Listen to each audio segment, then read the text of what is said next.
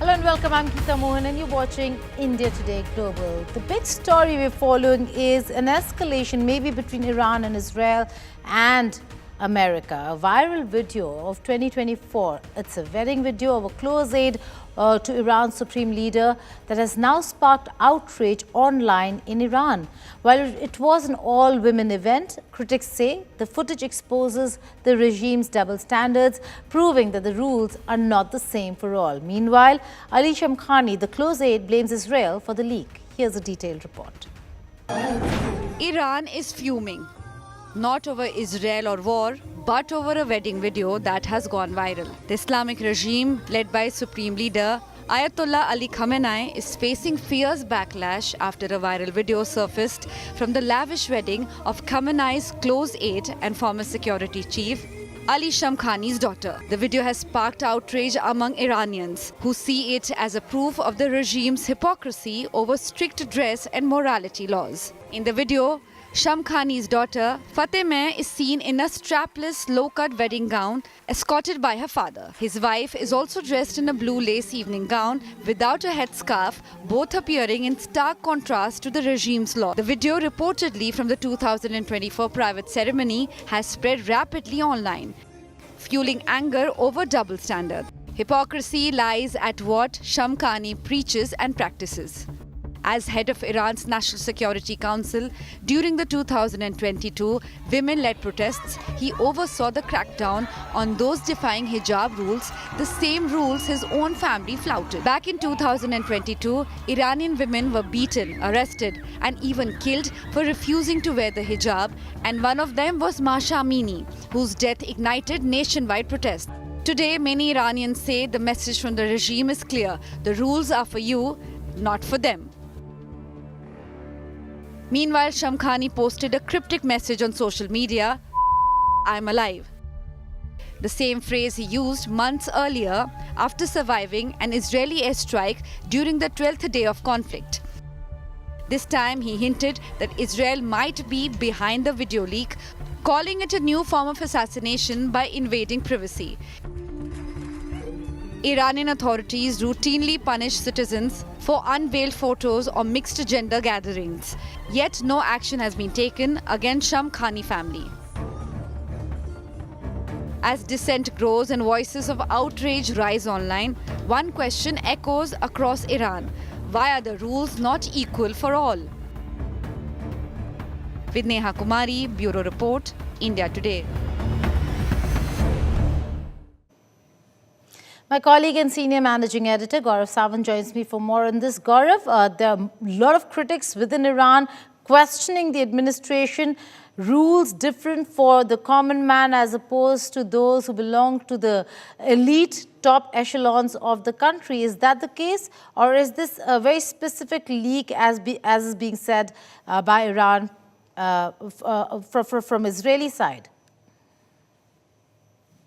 So Rear Admiral Ali Shamkhani is one of the most powerful men in Iran. He is considered very close to the Supreme Leader Ayatollah Ali Khamenei. At one point of time, he was someone who was also overseeing nuclear dialogue with the United States of America. Now, he's also, according to the Western media, running the oil black market and supplying oil to countries like Russia and China. He runs a fleet of tankers. He's supremely rich. He's supremely powerful. So when the common Iranian has trouble getting married, when inflation is at an all-time high, when money is a major crisis, you look at these images that have gone viral on social media that show Ali Shamkhani's daughter wearing the kind of dress that she's wearing, completely at odds with the very strict morality laws and rules of Iran. Remember, for the common woman, it's the hijab on the streets, and in case not, then Ali Shamkhani was clearly of the view that they should be dealt with very harshly. But look at the way his own daughter is dressed. Look at the way his wife is dressed. And this led to massive criticism. Now, Ali Shamkhani sees this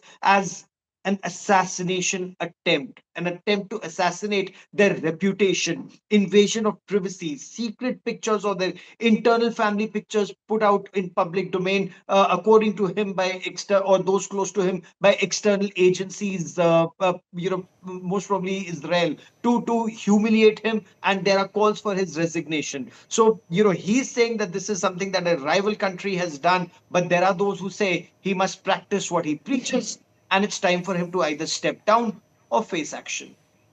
Well, we'll stick to the story, but there's more to what's happening in Israel. Let's talk about Iran and the United States of America now.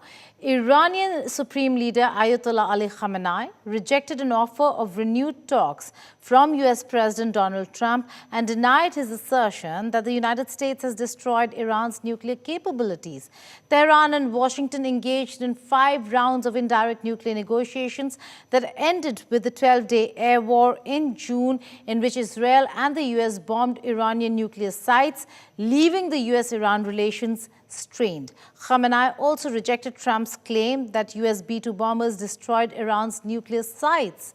Khamenei's reaction comes weeks after President Trump said in the Israeli parliament that it would be great if Washington could negotiate a peace deal with Tehran following the start of a ceasefire in Gaza between Israel and Palestinian group Hamas.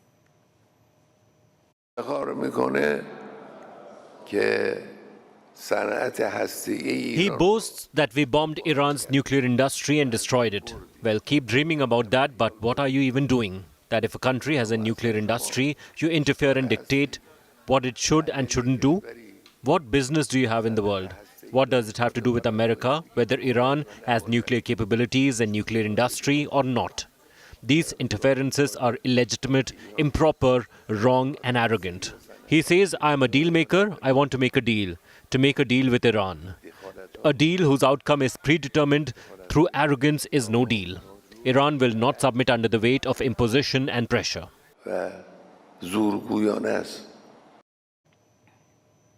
Well, Gaurav, coming back to you, this is a very, very important moment in time where there are many conversations that are happening parallelly between US and many countries. Iran seems to be the only country at this point in time that's taking on America, saying, dream on. Oh, you're absolutely right. They're standing tall and against all odds at a time when the United States of America has had 5 rounds of talks on this nuclear issue. And American President Donald Trump, you heard him very recently, he once again said that they are the ones who are ensuring that Iran will never have the bomb. And the B-2 bombers, which he called those big, beautiful bombers, they went in and bombed, Natanz and ensured the Fordo and Natanz and ensured that Iran cannot make the bomb anymore. And when he was asked that, is it possible that Iran can still make the nuclear bomb, he said it's not a threat for a long, long time. And this is where Ayatollah Ali Khamenei once again comes back and tells him, dream on. If you think that you've ended Iran's nuclear dream, you can continue to live with that dream, indicating that's not true. And Iran continues to defy the United States of America and Israel, despite the 12-day war, despite the bombing, despite the sanctions that have been on for so long. There are reports that once again there were those back-channel talks in an attempt to wean away Iran from its nuclear weapons program or a nuclear program and bring them back into the dialogue fold. But very clearly, Iran says thank you, but no thank you as of now. Right, let me then just circle back to the story that we just played out of that viral video. Now, every time there are conversations that are happening and you see Washington, D.C. making an effort, you do see something that goes wrong and you see leaks of videos that could really change the equation. Is this leak a part of that pattern or is it not? What do you think? That's a very, very interesting question that you ask. These videos that have been leaked. Now, these are videos, especially of, the wedding are from April last year. They're only becoming public now. They're in public domain only now. And Ali Shamkhani, Admiral Ali Shamkhani, someone who was overseeing those nuclear talks. Now, was he being a hardliner? Is the attempt to get rid of him? Because look at the kind of voices that are now emerging, some from within Iran that say that he should step down, he should step aside because he does not practice what he preaches, the kind of high moral ground that he'd taken earlier. And look at those lavish pictures of the wedding. Look at the dress that his daughter was wearing or what his wife was wearing, clearly at odds with what they publicly preach, the kind of violence that Iran saw, the kind of targeting of women. So even internally, there are calls to get rid of him. And he says, the kind of language that even he's used, the B word, saying, I'm still around. He's survived the assassination attempt. He's still around. He is willing to fight back and strike back. But is the attempt to get rid of him so that somebody more pliable, somebody more convenient can be brought in to deal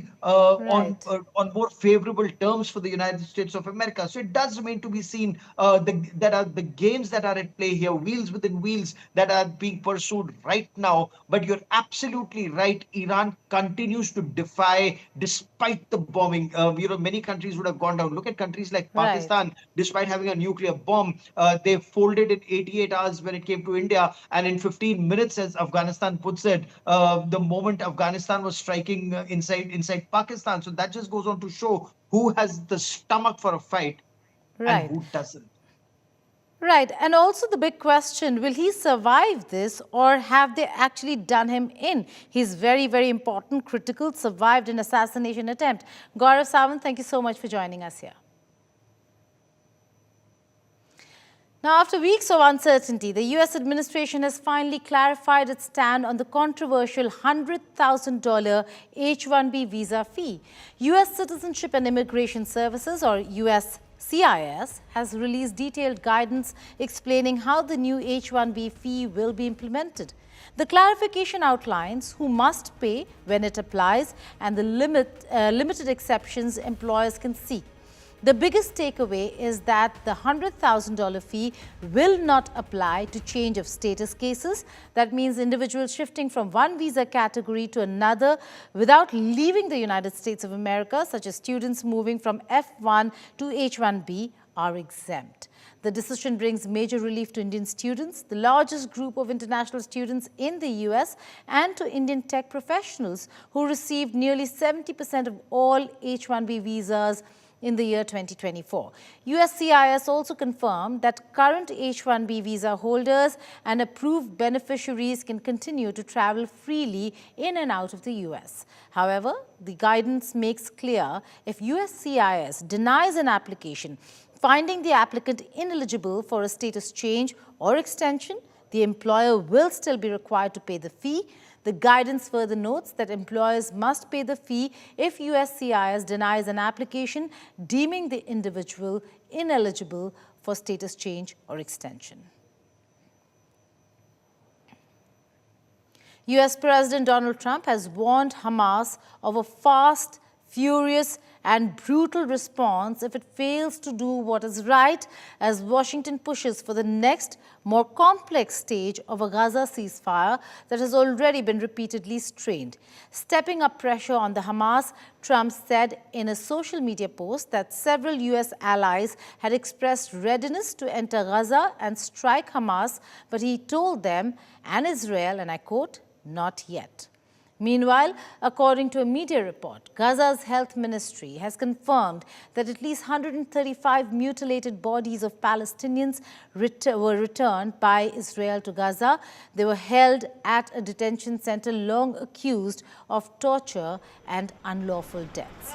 A spokesperson for Nasser Hospital in Khan Yunis said the documents found inside each body bag showed the remains came from Sidi Taiman, a military base in Israel's Negev desert.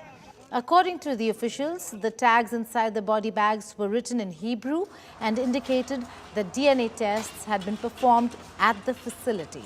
Sidi Taiman, the site named in the documents, has previously faced allegations. The facility has been accused of detaining Palestinians in cages, blindfolded and handcuffed, shackled to hospital beds, and forced to wear diapers. Health authorities in Gaza are examining the bodies at Nasser Hospital as the claims add to mounting concerns over the treatment of Palestinian detainees in Israeli custody. Focusing on statecraft, today we uncover China's revolutionary Golden Dome prototype, how Beijing outpaced Washington, creating a global missile defense network that changes the rules of warfare and leaves the world questioning who truly controls the skies.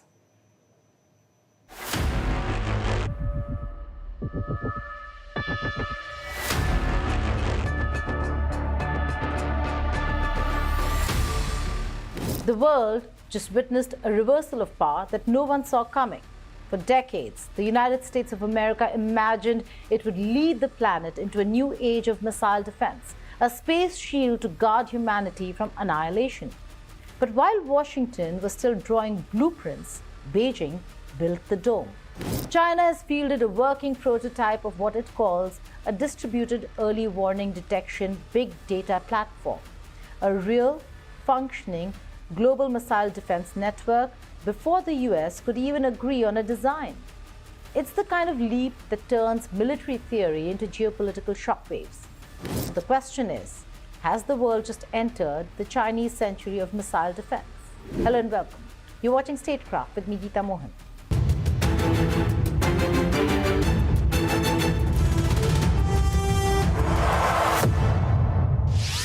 The US called its dream the Golden Dome, a planetary shield, space-based and AI-driven, designed to detect and destroy any missile launched anywhere on Earth. Announced by Donald Trump in 2025, it promised a revolution in global security. But while the Pentagon debated architectures, budgets, and data flows, Chinese engineers were busy building. The People's Liberation Army didn't wait for permission or perfection. It deployed. And now, with its prototype operational, the unthinkable has happened. The US has an idea, but China has reality. It's not one giant computer in a bunker. It's a network of minds, machine minds working as one, surviving even if one node falls.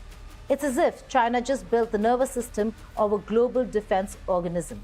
And while Washington's defense establishment was still debating the conceptual architecture of the Golden Dome, China was already deploying the hardware.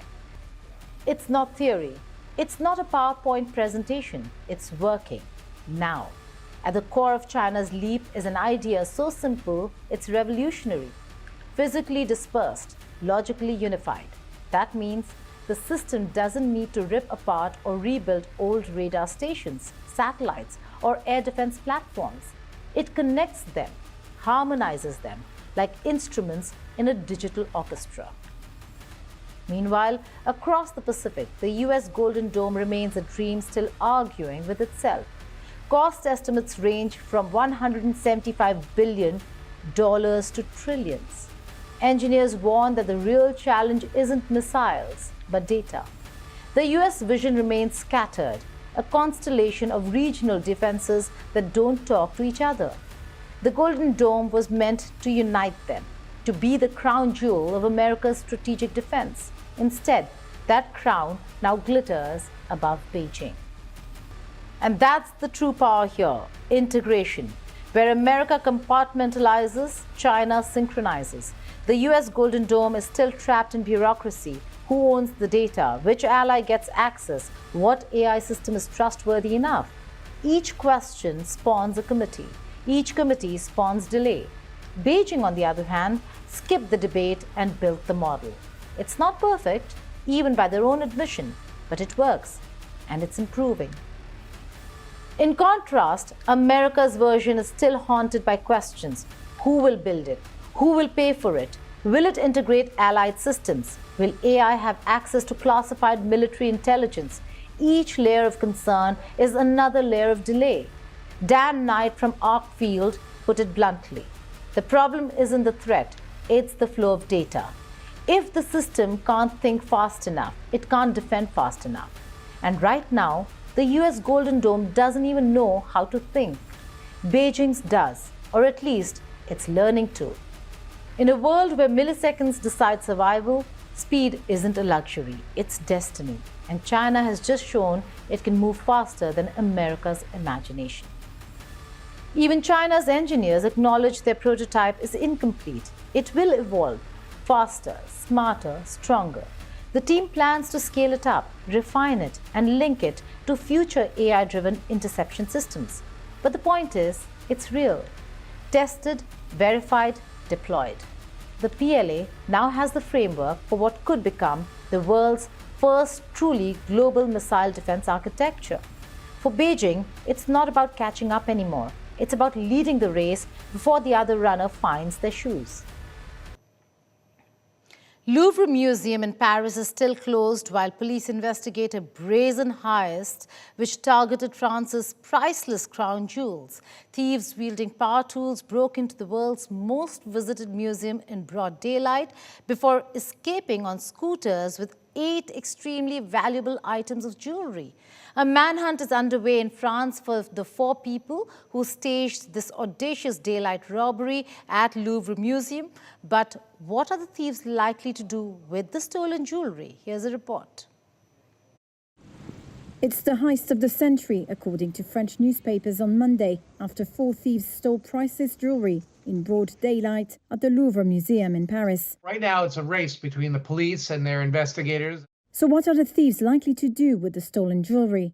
Christopher Marinello is the founder of Art Recovery International. There's no way they can just submit these things to Sotheby's or Christie's, and they need to break them up. And what they're going to do to hide them is open up the jewels and take out the diamonds and the sapphires and the emeralds and take them over to a place where they can have them recut in Antwerp or in Tel Aviv, and find a jeweler that won't ask any questions. And once they're been cut into smaller jewels, the deed is done. It's over.